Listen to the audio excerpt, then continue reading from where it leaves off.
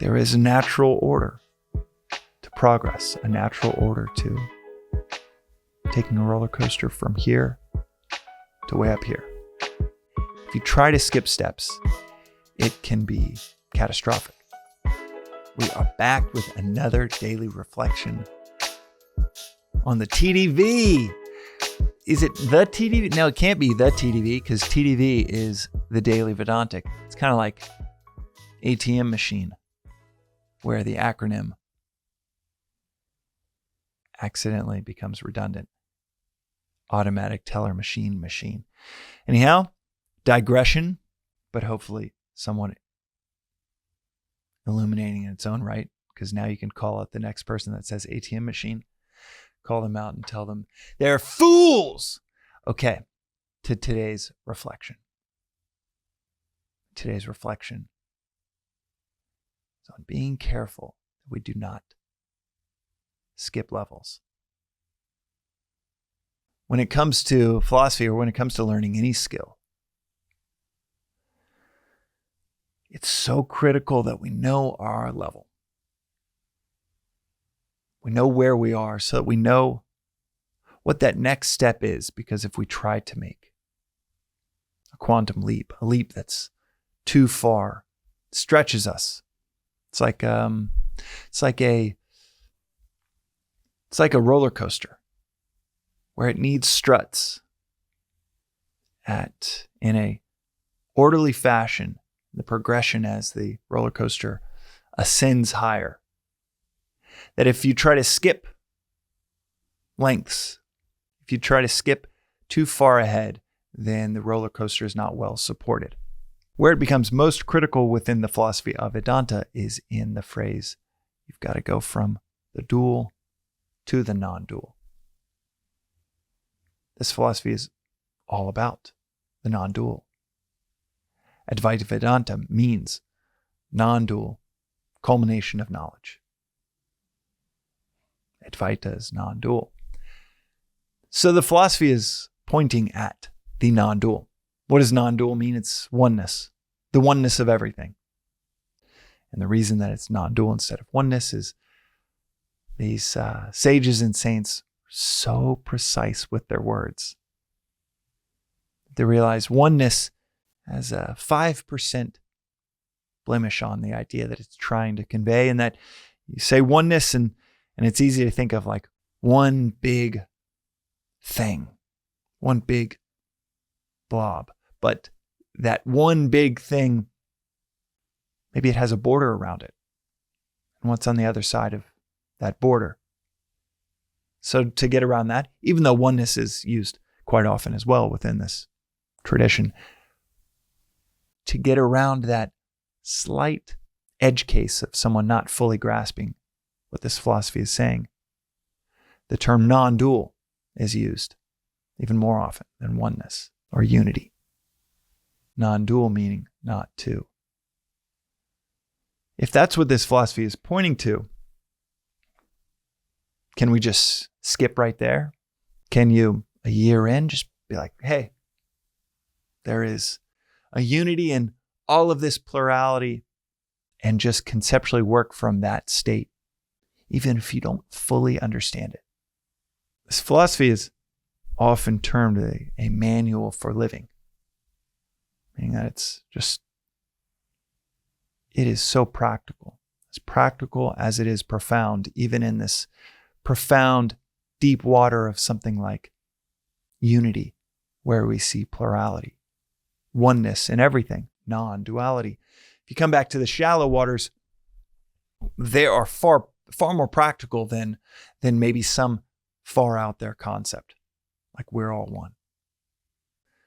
Practical, kind of shallower waters within this philosophy would be something like that which is sweet in the beginning is like poison in the end.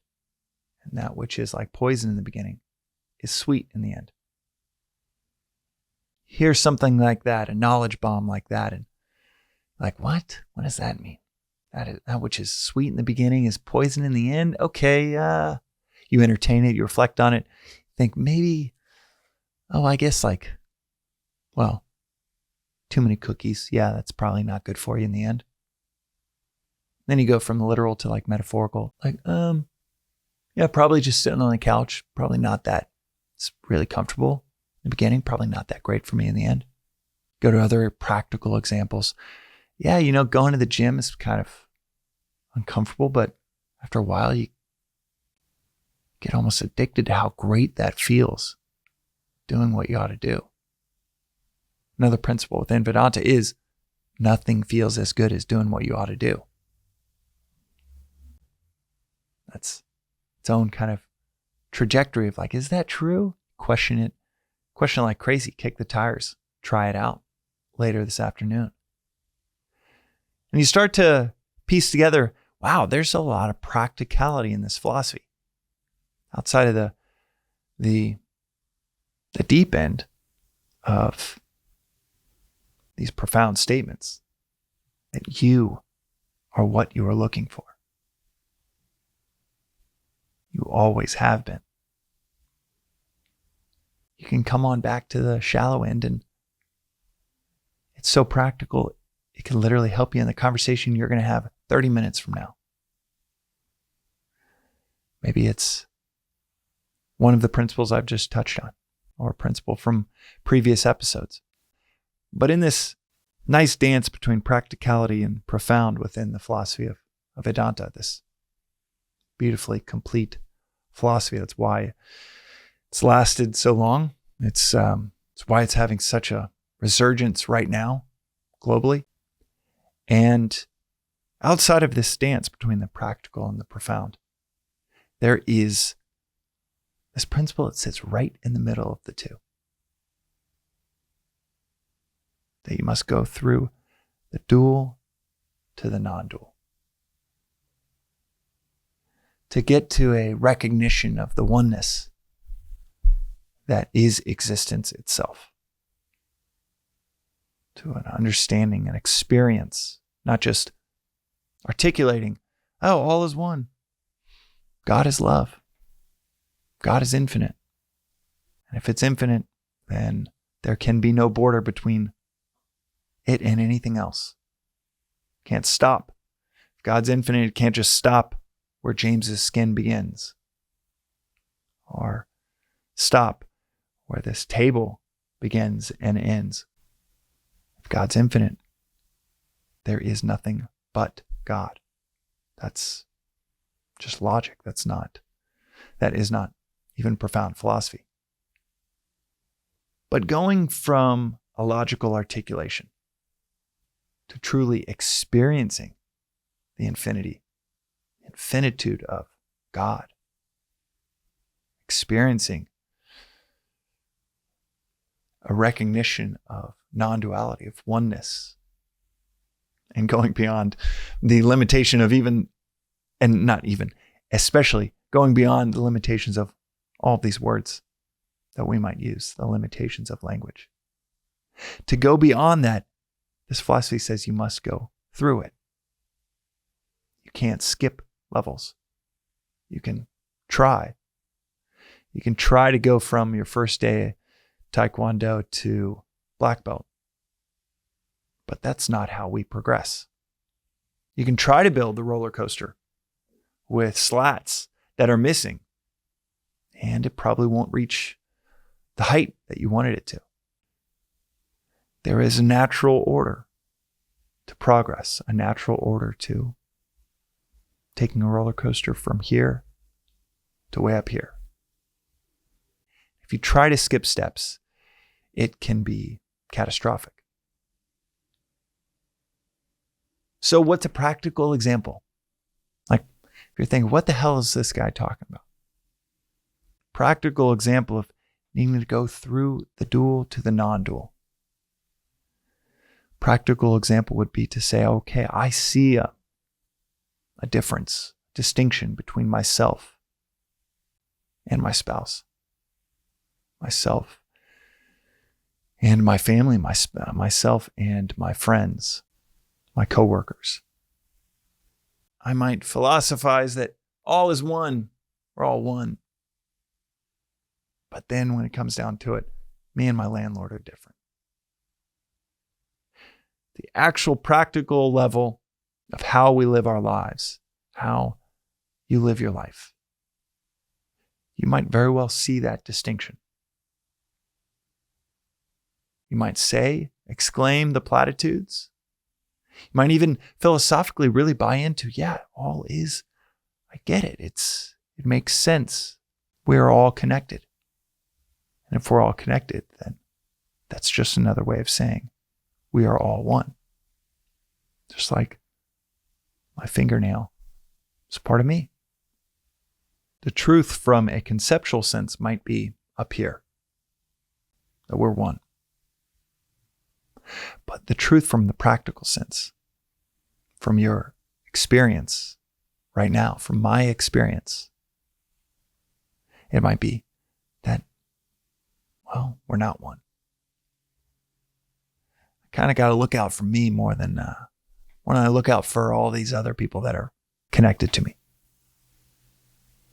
And that recognition is the beginning of transcendence. The recognition of the ego. The recognition of this distinction. The recognition that, yeah, conceptually, I understand, or I'm starting to scratch the surface, that maybe there's a chance there is unity where we all seem to perceive plurality. But then recognizing the level in which we're at. How far we might be from experiencing or living out some concept that we're scratching the surface of. That's the beginning. That's day one of walking in, week one, month one, of walking into Taekwondo and realizing, oh shit, I got a long way to go. It's also the beginning of recognizing, okay, what's the next step? This is something that happens quite often. Anyone that takes these concepts, this philosophy, sincerely, recognizes a year in, 5 years in, 10 years in, that it's not about sitting quietly and thinking about the universe, the infinitude of the universe in some non-dualistic sense. It's actually leveraging, using the dualistic view of, man, there's a part of me that really perceives the difference between myself and my spouse. And I'm going to elevate my spouse ahead of my perceived separation, distinction. That recognizes, wow, doing things for other people is really hard because I don't identify with them. But I'm going to do that anyhow. It's the devotion.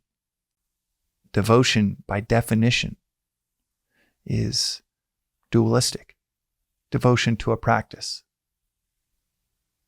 Devotion to a teacher. Devotion to a philosophy. That comes from a strong distinction, sense of separation from that philosophy, that practice, that teacher. But that's where the beauty lies. That's where the best student-teacher relationship originates from, is a recognition of, oh wow, I'm not just separate, I'm far from where I want to be. And it might be embodied by this teacher. The best teachers would embody that. Like in anything you'd want to learn. Taekwondo, basketball, graphic design, business, parenting, cultivating a reverence for a living example of the ideal. As Beyonce says, sometimes you got to see it to be it. Being able to see it, a reverential example that you can see, that you also, here's the key, that you know you're far from, pulls you along. The 3 classical yogas. And to round out this point of emphasis, going from the dual to the non-dual, not trying to skip steps, is that the 3 classical yogas, karma, bhakti, jnana, service, devotion, and knowledge of the self. These three classical practices that are 5,000 plus years old. Each one might be emphasized more or less in different individuals, but the spiritual path requires all three. For karma and bhakti, they are by definition dualistic, but they're critical parts of the path for even the jnani, the yogi that is pursuing knowledge of the self, and along the way, being told to cultivate service-oriented action. They mix together. And by mixing them together, by embracing your level, you progress to the next. And embracing that level, progress to the next. Like mastering any craft, knowing your level before moving forward is the seat of progress. That is today's reflection on the Daily Vedantic. We'll see you next time.